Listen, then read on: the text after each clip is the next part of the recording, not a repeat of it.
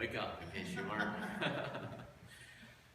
Mark Ewart, a financial consultant and member of All Souls Church Unitarian in Washington, D.C., has written a book called The Generosity Path, from which I borrow the title for this morning's sermon.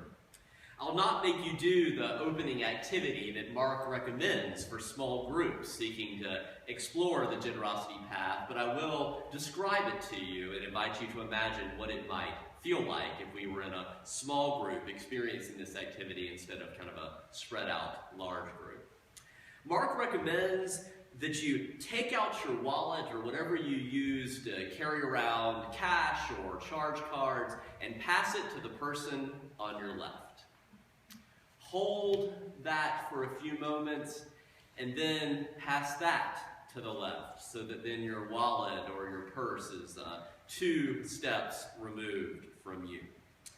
Then Mark invites small groups to then sit with that other person's wallet for a few minutes, to feel it in your hands and to feel what it's like to have your wallet 2 seats over. And then afterwards, he invites everyone to go around the room and share. What was it like to hold someone else's wallet in your hands as well as to have your wallet held by someone else? There's such complex personal stories as well as social histories around how we feel and behave around money. And too often messages around money are guilt and fear-based. But the invitation to walk the generosity path can also be an invitation to learn to be around money from a place of inner freedom and with a perspective of abundance. From the Buddhist tradition, Lama Surya Das writes, "Giving brings happiness at every stage of its expression. We experience joy in forming the intention to give. We experience joy in the actual gift of giving something to someone in need, and we experience joy in remembering the fact that we have given." Similarly, from the Christian tradition, Henry Nouwen writes, "Every time I take a step in the direction of generosity, I feel inside myself a shift away from fear and toward love." Or from modern science, research from the University of British Columbia as well as from Harvard Business School showed that spending money on someone else, similar to as Laura described, this is true at as little as $5 a day, can significantly boost your happiness. Students who practiced random acts of kindness were significantly happier than those who were not given this task. In another study, college students were given money and directed to either spend it on themselves or to spend it on what is called pro-socially. That is, to spend it on some sort of social good. Participants who spent it pro-socially were happier at the end of the day than those who spent it on themselves. From our UU perspective, we might say that it's because they felt themselves more deeply enmeshed to that interdependent web of all existence as opposed to feeling isolated and alone. Along these lines, if you're looking for a great resource about having honest conversations about money and generosity with your children or grandchildren, or perhaps even with your spouse if this is particularly difficult for you, I highly recommend the book by the New York Times Your Money columnist, Ron Lieber, titled The Opposite of Spoiled. The Opposite of Spoiled, Raising Kids Who Are Grounded, Generous, and Smart About Money. He's got some really brilliant ideas and best practices in that book. And when we think of some of the most generous givers in history, one word that comes to mind is the word philanthropy. And if you take a step back, as many of you know, that word simply means philia anthropos, lover of humanity. That these generous givers, these philanthropists, are lovers of humanity. And that etymology is at the core of what we aspire to as Unitarian Universalists. We sometimes speak as UUism as a theologically liberal religion in the best sense of that word, liberal. Open to new ideas, generous, open-handed, open-minded, open-hearted. And according to our 7 principles, we have tremendously high aspirations as lovers of humanity. We aspire to recognize the inherent worth and dignity of every person. seeking to create justice, equality, and compassion in human relations, and the goal of world community with peace, liberty, and justice for all. And one of the first steps we can take in building that world that we dream about is personally to have a commitment to taking whatever the next step is for us in greater personal generosity. That might look like a generosity of money, but it might also look like a generosity of time, of intelligence, of caring, or simply presence. Let me hasten to add that Ewart emphasizes that the other side of the generosity path is that there are seasons in our life when our invitation is the opposite of giving to others. Sometimes we are in seasons of needing to receive, and his sort of touchstone for that is whether it's a halt time in your life, H-A-L-T. Are you finding yourself regularly H, hungry, A, angry, L, lonely, T, tired? Then your invitation is to halt. And maybe you're giving too much, and you need to spend some time receiving. That being said, from our spoken meditation this morning, we invited you to consider a time when someone or someones have offered you tremendous generosity, as well as a time when you have been tremendously generous to others. Looking to the future, what are you passionate about these days? What really gets you excited, energized, alive, and connected? What gifts of time, intelligence, caring, or presence might you be called to either pay back or to pay forward? A mentor once told me that generosity is the beginning of wisdom. The prefix of that word generous means birth. Think of the word generative. So as you become generous, you orient yourself away from yourself and begin sharing yourself and your gifts with the world. That's what walking the generosity path looks like.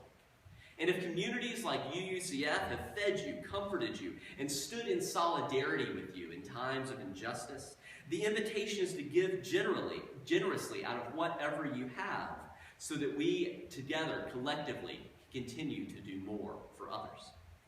As I once heard a speaker say, many organizations like us that work for social change should maybe stop calling ourselves non-profits. We're not for-profits, but we're actually social profits. That we are for creating social profit in this community. Creating a better world based on connection, compassion, care, justice, diversity. And we have the potential to do so much more beyond the significant amount that we're already doing. I should say that one joke for the genre of sermon that I'm preaching this morning is instead of Jesus' Sermon on the Mount, this is kind of like the Sermon on the Mount. And many years, I don't tend to preach a sermon on the amount. Some congregations feel the need to do that every year. I actually don't, and part of that's because I feel like what really makes the difference in whether people give generously to support this congregation is not whether I preach a sermon on the amount every year. It's whether you perceive value in what we do week in and week out. That being said, I do think it is important sometimes to speak about the practice of generosity. And I did feel led to preach a sort of version on the Sermon on the Amount this year at the beginning of this year's pledge drive, because we are at a turning point in our history as a congregation. To briefly trace our history, this congregation was formed 54 years ago in 1961. That's the same year that the Universalists and the Unitarians merged to form the Unitarian Universalist Association. At that time, this congregation met over the second floor on the second floor over the Colonial Music Shop on East Patrick Street. Was anybody here at that time? I don't think so. We have a few people that were. Through the years, other locations, including the South End Civic Association and the YMCA. During much of that time, for almost 3 decades, this congregation was almost exclusively lay-led. That's a tremendous legacy of self-reliance and lay leadership that we continue to benefit from. But also, after 3 decades of lay leadership and all that had happened, there began to be a growing sense of we need professional leadership to help catalyze our growth, and because we're kind of tired, and we want to do more than is possible with just part-time volunteer help. And there's a vision for what this congregation might do in Frederick and beyond. And so in 1989 and into the early 90s, 2 quarter-time ministers were called. But at a quarter time, you can't do much beyond Sunday morning. And at the beginning of that same time period, in 1989, this congregation bought the house that still stands at 1301 Mater Avenue. So if you're by 1301 Mater Avenue, you can still have a little pilgrimage of UUCF history. We then soon jumped to a half-time minister in 1993, and then to this congregation's first full-time minister in 1994. As the congregation grew beyond the 70-seat capacity of Mater Street, so this sanctuary is about a 200-seat capacity, we moved to 2 Sunday services and then to Rosenstock Hall at Hood College. Finally, in 2003, we dedicated and moved in to this beautiful building. But starting in the mid-2000s, we went through a period in which we moved through 4 ministers in pretty rapid succession. Now, 3 of those were intentional interims as part of that movement and what was going on then. Nevertheless, the results were a lot of transition in a very short time frame. And the last of those ministers was hired for 2 years on only a part-time basis. So what that meant, that was structurally for this congregation like turning back the clock to 1993 to only have, which was the last time this congregation had taken that leap to half-time ministry. My sense is that halted trajectory and that sense of unfinished business and untapped potential was why 3 years ago, when this congregation was looking to hire a minister that turned out to be me, the sense was, let's not hire a half-time minister or even a 3/4-time minister. Let's take us a leap and hire a full-time minister to fund both a regular operating budget and a special 3-time minister fund. So that's why I'm here. But now we're 3 years later, and our invitation and our challenge in this year's pledge drive is to fully integrate that regular operating fund and to move that special fund fully into the ongoing operating budget. At that time, when you all were discerning around potentially calling a part-time minister, I was at the beginning of moving from 9 years as a minister in progressive Christian congregations to affiliating with the Unitarian Universalist Association. And I'm incredibly grateful that this congregation took that risk, not only of funding a full-time minister, because I would never have considered this congregation if you weren't hiring full-time, but also took the risk of hiring me, who was not yet in fellowship at that time with the UUA. 3 years later, I passed the UUA's Ministerial Fellowship Committee and will walk across the stage in Portland, Oregon this summer at what is called the Service of the Living Tradition, which celebrates ministerial transitions of all sorts. 3 years later here at UUCF, we are in what feels like a new day with a bright future. And as that 3-year minister fund is set to expire this June, I'm very hopeful that we will fully integrate that into an ongoing future.